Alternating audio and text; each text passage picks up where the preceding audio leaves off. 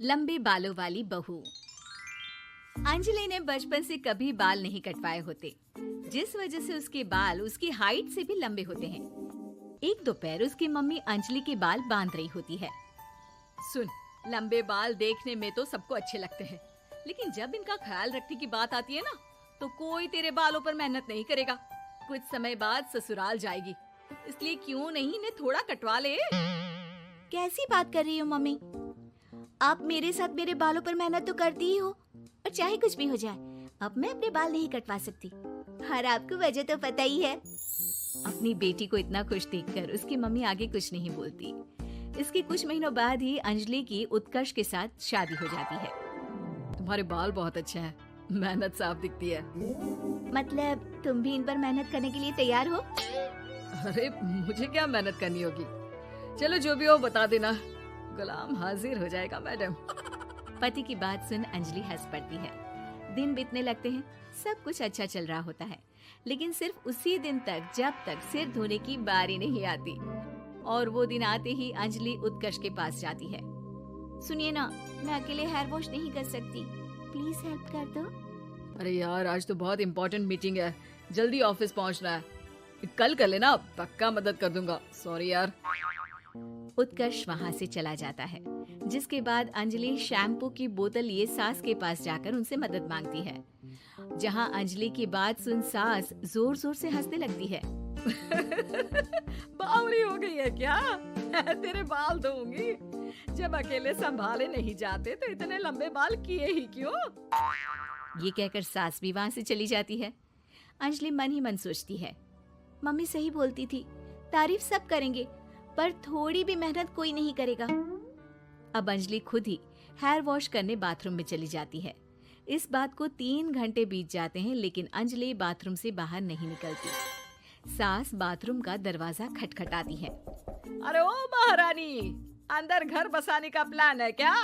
यहाँ सारे काम पड़े हैं, तेरे बालों की वजह से हम क्या भूखे मर जाएं? सास की आवाज सुन अंजलि अगले ही पल बाहर निकल आती है, लेकिन सही तरीके से सिर नहीं धुलने पर उसके आधे बालों में शैम्पू और बाकी बालों से पानी बह रहा होता है। हाय नास पीटी, इतने घंटे लगा दिए फिर भी इन्हें ठीक से धो कर नहीं आई। अब क्या सारे घर में पानी पानी करती घूमेगी? अरे कहीं मुझे ही ना गिरा दियो। आज तक कभी अपने आप हेयर वॉश नहीं किया, हमेशा मम्मी हेल्प कर देती थी, इसलिए टाइम लग गया। अंजलि और उसके बालों से टपक रहे पानी का हाल देख सास अपनी ही जान बचाने के लिए बहू को दोबारा बाथरूम में ले जाकर उसका अच्छी तरह हेयर वॉश कर बालों का पानी निकाल देती है।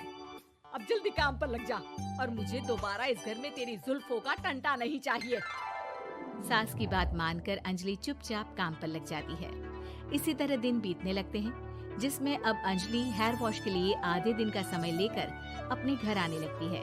पर सास को इससे भी दिक्कत हो जाती है, जिसके चलते धीरे धीरे अंजलि के लिए अपने बालों का ख्याल रखना मुश्किल होने लगता है। न तेल लग रहा है, न समय से हेयर वॉश हो रहा है, और बालों में कंघा घुमाए तो हफ्ते बीत जाते हैं। मुझसे अपने बालों की ऐसी दुर्गति देखी नहीं जा रही। इसी तरह दिन और दिनों के साथ महीने बीत जाते हैं, जिसमें अच्छे से ख्याल नहीं रखने की वजह से अब बाल रफ उलझे हुए होने के साथ साथ हेयर फॉल भी शुरू हो जाता है। अब क्या हमें अपने बालों में उलझाकर कूड़े में फेंकने का इरादा है? जहाँ देखो वहीं मैडम के बाल गिरे हुए मिलते हैं। अरे कटवा क्यों नहीं देती इन नासपीटों को? तभी उत्कर्ष वहाँ आ जाता है।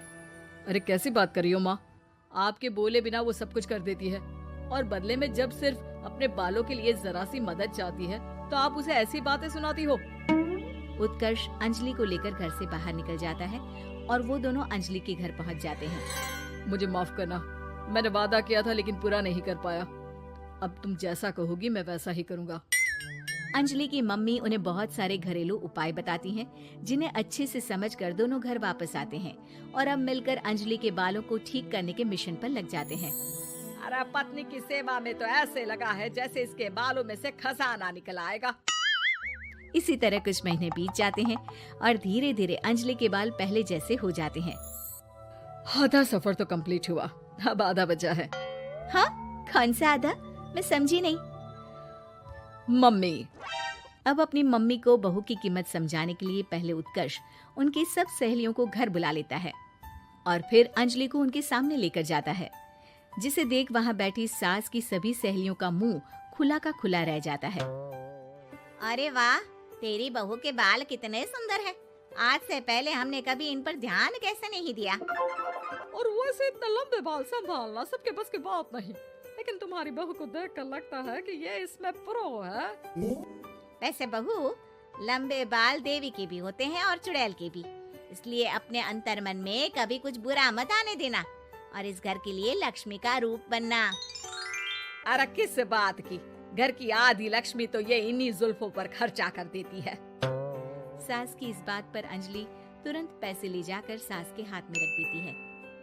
अब मुझे सबके सामने नीचा दिखाने के लिए पैसे दे रही है क्या? नहीं नहीं मम्मी जी, पैसे आपको इसलिए दिए हैं क्योंकि ये उन्हीं बालों की कमाई है जिन्हें आप रात दिन कोसती रहती हैं। अगर आप वो सब नहीं करती तो मेरे बाल खराब नहीं होते और ना ही मैं ये पैसे कमा पाती। है? क्या मतलब है? कहना क्या चाहती हो? मैं शादी के पहले से ही एक हेयर केयर यूट्यूब चलाती हूँ, जहाँ शादी के बाद और बालों के हाल की वजह से मैं इनएक्टिव हो गई थी। पर उस दिन जब उत्कर्ष और मैं मम्मी के पास उपाय पूछने गए तो आइडिया आया कि अपनी हेयर प्रॉब्लम्स ओवरकम करने के साथ साथ इस प्रोसेस की वीडियो बनाकर उसे भी यूट्यूब पर डाल दूँ तो। और अंजलि के इस आइडिया से वीडियो हिट हो गई, चैनल के सब्सक्राइबर भी बढ़े, साथ में व्यूज और पैसे भी मिले जो इसने आपको देने के लिए सोचा। बहू की बातें सुन सास को अपने बर्ताव पर पछतावा होता है और अब सास, बहू और पति सब मिलकर हेयर केयर और यूट्यूब चैनल पर काम करने लगते हैं।